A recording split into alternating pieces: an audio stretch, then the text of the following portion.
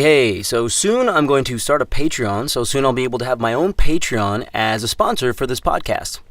I'm making progress. If you don't know what Patreon is, it's a platform where you can subscribe to an artist and support him financially for his projects so he can focus on making them better and better and more, and also improve his English grammar. So that last episode was terrible.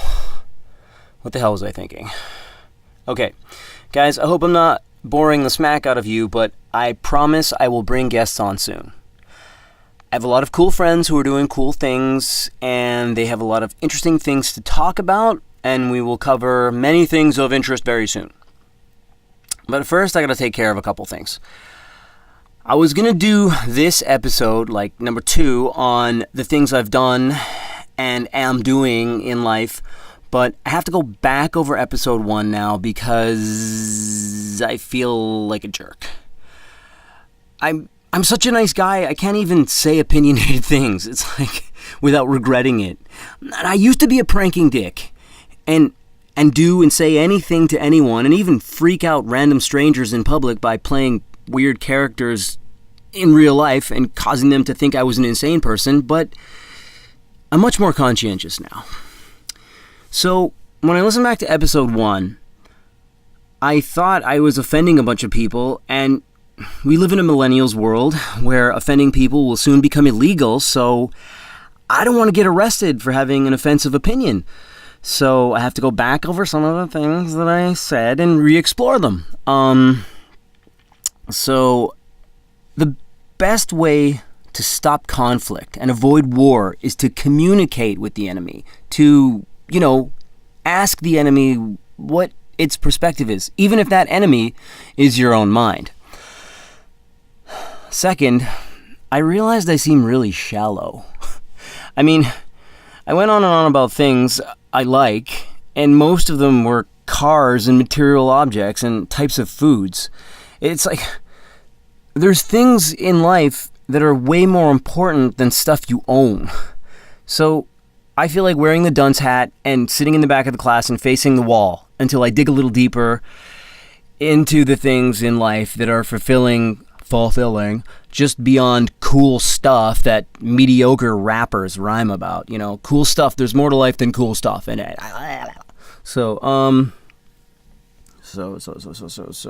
okay. The first episode is out on YouTube, and it's also on aaronpeta.com/podcast.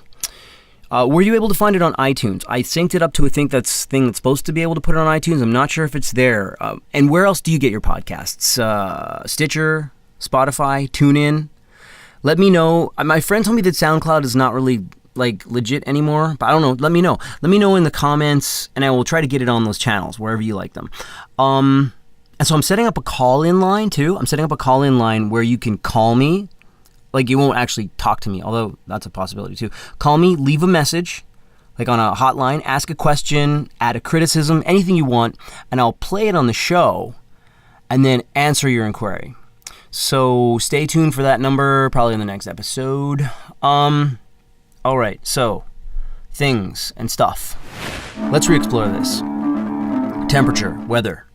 There are so many kinds of good and bad weather, and weather can be good in some situations and bad in others. Now, I grew up in Canada, so I have this aversion to cold temperatures, but it's mostly a defense mechanism for an insecurity, really. It's like when the weather gets cold, people say to me, "You're from Canada, don't you like this?" No, of course not. It's freezing. It sucks. You don't say to a short guy, "Hey, you used to being short. Don't you like it that all the chicks are taller than you?" No, that would suck. Just because you're used to a disadvantage doesn't mean you like it. So, being from Canada and growing up in cold weather and now living in New York, which also has a lot of cold weather, I get defensive. I'm above cold weather now. Cold weather is for Canadian suckers who live north of the border and can't enjoy the splendors of Florida and California and flip-flops on the boardwalk in February and lizards in coconut trees and gun racks on convertible pickups and so on. The higher culture, blah, blah, blah, blah, of the American South, blah, blah, blah. So, well, that's lame. Cold weather can be awesome sometimes, and you have to embrace and enjoy all seasons. Well, you don't have to. I'm just saying. I think it's more healthy thing to embrace and enjoy all seasons. And this summer, I was actually way too hot. And now the fall is coming, and it's crisp sometimes, and I'm starting to feel like a pumpkin spice girl, and like I can't wait to wear sweaters and like brush through the fallen leaves and put on, put my slutty, skimpy summer clothes in the storage closet, So I'm sorry about being a cold hater. It was bad. It was rude. Old rock music. It's great. Diana Ross, the Shirelles, and all the doo-wop from the 50s and all the psychedelic from the 60s. It's great. I love it. Now, here's the thing. Just because millennials don't embrace it or don't get it doesn't mean it wasn't great in its time. And here's where my actual frustration comes in. From the disconnect. I get frustrated when older people today say that pop music today has no quality, no life, no soul. That's totally untrue. You just don't connect to it. Like, you just haven't bothered to pay attention. You're closed-minded, and likewise, when I meet 25-year-old people who have never even heard of Jimi Hendrix, that's shocking. There is good in all pop music, in some place and time. I love it all. Sometimes, in some moments, it tires me out, So, I guess mood and situation is really important to me. Like when I go with my friends for a drink and it's night and we're raging or whatever, it's like, then like no depressing, whiny folk music from the 60s is appropriate. Definitely inappropriate. And people shouldn't be allowed to put that on the jukebox in a public bar when you're out. I don't know. See, here I go again. Like Angie from the Rolling Stones or The Piano Man by Billy Joel. These songs should be played on a long road trip or maybe camping or when you're with your grandpa or something. But they're still great songs. So my defense mechanism and my insecurity comes mostly from the old people who complain on and on that new music is terrible and they won't listen to anything newer than 80s or 90s. And I overreact to those people for being closed-minded, and in so doing, become just as closed-minded myself. And that's no good. So, also, in truth, all pop music is not created equally. And some gets really sophisticated in its harmonic structure and melodic and rhythmic qualities. And then when you get into like noise and timbre, that's how whole subgenres are fleshed out and actually created. And that's something for a whole other episode to talk about the subgenres of pop music. And that's a fun thing. And we can interview friends who know about stuff like that. Okay. Grains and gluten snobbery. Okay, here we go. So I know grain-based foods are the most ubiquitous foods on the planet. They're everywhere. Like literally everywhere that there's fast food or to-go food, it's wrapped in wheat or corn of some form. You'd have to be a farthead to think you're going to avoid it, and I am a farthead. I get it that gluten is delicious, or more accurately, texturalicious. There's no real, so again, this frustration with the over-presence of grain-based food products is a reactionary defense mechanism. Do I think people should be eating way less grain? Yes. Do I realize the current impracticality of this? Yes. It's my belief that grain food products are harming people, and most people who are being harmed by them aren't even aware of it. And this topic is not just an entire episode of a podcast. It's a whole podcast series entirely, entitled The Paleo Solution Podcast with Rob Wolf. So I listen to him. Go listen to him. I know nothing about this. But the real frustration comes in when people say, oh, you have a special diet, you have orthorexia, I can eat anything I want, I'm so glad. I don't have those problems. I love pizza and cupcakes and fart cakes, It's like, because that's what they are, fart cakes. But you do have those problems, and you do have a special diet. Your special diet is called the North American 21st Century Trainwreck Diet. And it's special in so many bad ways. And your problem is that you're not actually aware that it's harming you. Simply put, if you're chronically eating more than 150 grams of carbs a day, grain-based, so like a bowl of rice, a bowl of pasta, and 2 pieces of bread, approximately, unless you're training like an elite athlete going for the Olympics, you're stressing out your insulin response and you're causing a traffic accident in your body every single day, whether you feel it or not. And though you say, I feel fine, my stomach doesn't hurt, many of the symptoms of grain damage, are subclinical until it's too late. Now consider that Alzheimer's is now being nicknamed type 3 diabetes by medical professionals. I mean, it's obviously way more complicated than my oversimplifications here, and I'm not an expert or a scientist or even a dietitian. I'm just a frustrated jackass. So again, don't listen to me. I'm a moron. But that's just my situation. So yeah, it's the situation. So go ahead and go eat your grain-based dishes and love them, but don't feel bad that I can't, because I personally think we shouldn't. I think we should do it a lot less. Eat grains, C's, A's. So my special diet is a diet that attempts to remove or exclude as many modern processed reductions of food substances into these strange substrates that are calorically dense but nutritionally void, and to remove as much of that as possible in order to maintain optimal dietary nutrient density and quality. Optimal dietary nutrient density and quality. So yeah, now the white males thing. Oh my gosh. I get it. People are frustrated. They can't get jobs. Their situation sucks. They can't afford their bills. So they blame white men. Huh? For some reason, people seem to think that because our skin is white and we have a stick instead of a hole, that everything just comes to us. Like, I guess I will ask then, why? Why do you think that? Has it been easier for me to get a job as a bartender than a young chica with a nice front end? Nope. Has it been easy for me to get acting jobs? Do they just magically fall into my lap because I'm a white guy? Nope. Is it easy for me to book stand-up comedy spots all over town because I'm a white guy? Nope. Do I start in middle management instead of the mailroom? No. I pleaded with an Indian guy who ran a Pizza Hut in Toronto to give me a job, and after 30 minutes of intensive grilling and questioning, he said, "Thanks for the interview, but I don't think you have what it takes to make it at Pizza Hut." And there's my horrible racist Indian accent. So, like I couldn't get a job at a Pizza Hut, and I tried my darndest amongst many other jobs I was applying for at the time. And, at that level of extreme prestige. So yeah, things have been a struggle for me so far. Fingers crossed, that ends now.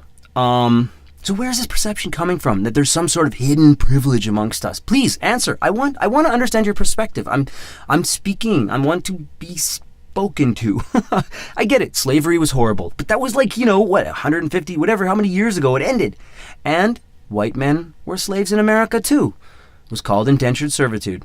Again, I'm not a historian. I'm not going to argue the finer details or get into it. I'm not an expert. I'm just a jerk. So please, educate me. Come on my podcast. Tell me why. And this one doesn't come from an underlying security. I am truly perplexed as to why people believe this to be the case, and honestly, quite offended by it. I like all my friends of all types. There you go. You said of all types. Oh, he's racist.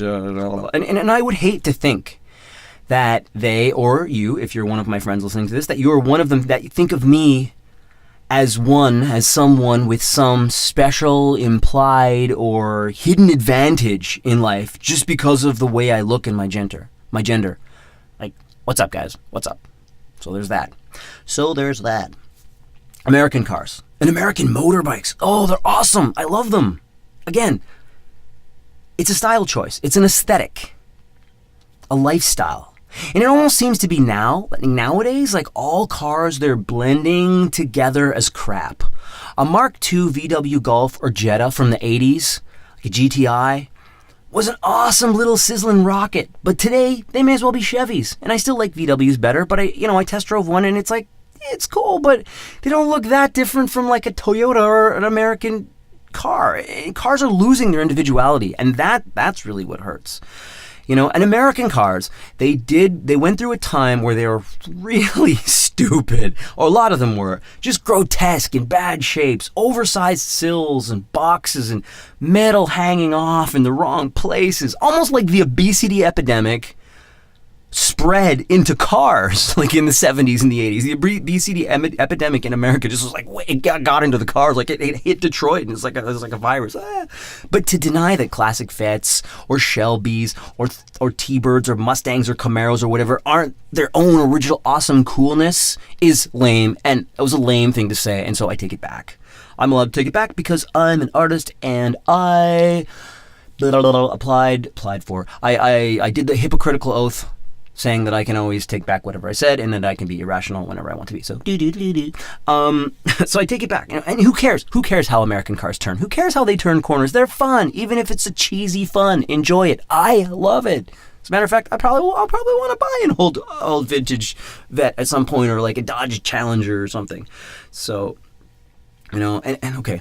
So overall, I spent a lot of time talking about stupid materialistic stuff like cars and sunglasses and, even architecture and museums. But that's just stuff. It's stuff. So I realize that the important thing in life is not stuff. It's chicks. Just kidding. No, actually, chicks are really important. My apologies. Chicks is derogatory. Girls. Okay, stop it. I'm a white male. I'm exercising my privilege. Ladies. It's a joke. It's a joke. I don't know. Is it better to be self-deprecating so that people like you more? Like, oh, I'll be charismatic and self-deprecating. Or is it better to just be a jerk? Anyways, I don't know. Materialism. Materialism. Material heroism. Not the kind of materialism like, I'm a scientist and I believe the mind. I know the mind and the brain are one thing and there's no soul and we're all doomed. Not that kind of materialism. But materialism in the sense that talking about clothes and watches and material possessions, that gets boring fast. I like the feeling of getting something done. I like the feeling of recording and posting this podcast. The feeling of working on a new song. The feeling of doing a comedy set in front of a new crowd like I did last night and getting some surprise laughs that I didn't even know I was going to get because I just riffed off the moment in the room. That's a good feeling. The feeling of process, the feeling of creativity, the feeling of doing. So now I'm going to start exploring process and creativity for a while.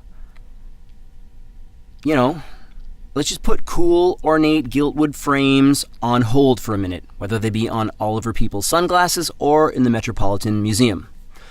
But I guess, come to think of it, the reason that I like so many of those things is because they come from the creative process.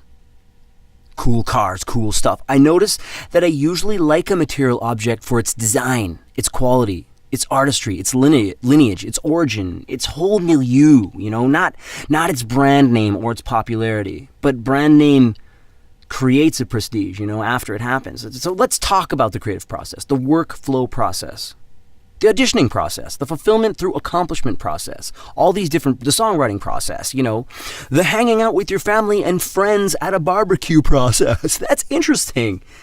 Community fulfillment, creative fulfillment, community fulfillment, familial fulfillment. So the next episode, I will talk about what I've done, like what I've done in life, how I got started, my recent shows and plans and projects, and the stuff I'm going to create and release. So, guys, please help me be less of a jerk. Please help me be less of a jerk. Tell me what you like. Tell me what you don't like about this podcast. How can I be less offensive and more entertaining?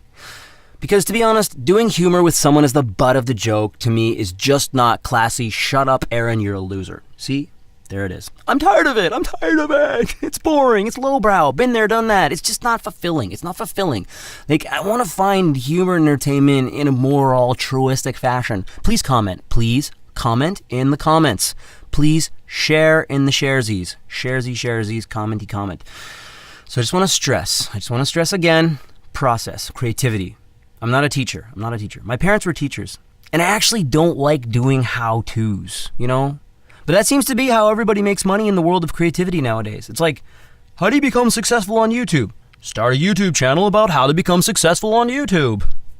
It's like a pyramid scheme. Everybody wants themselves to be the best. No one wants to be the end consumer. They want to consume your product only if it will make them a better creator of something, make them a better star in whatever. Unless you're a top-level creator. Now, I want to be a top-level creator. Like The Weeknd. The Weeknd, is that his real name? The Weeknd didn't write a book on how to write songs. He just wrote awesome songs.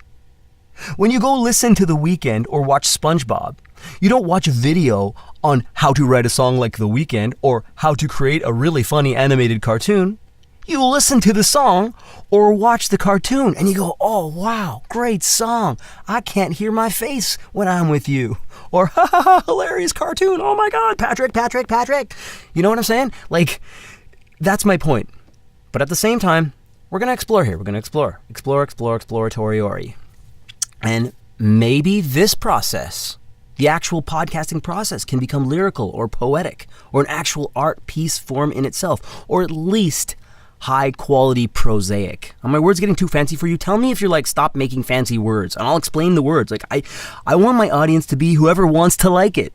I'm not trying to be highbrow. Prosaic means prose or written on paper like a not poem. I don't know. See, good. Like I'm going dumb again. Well, okay, so enough of this boring episode.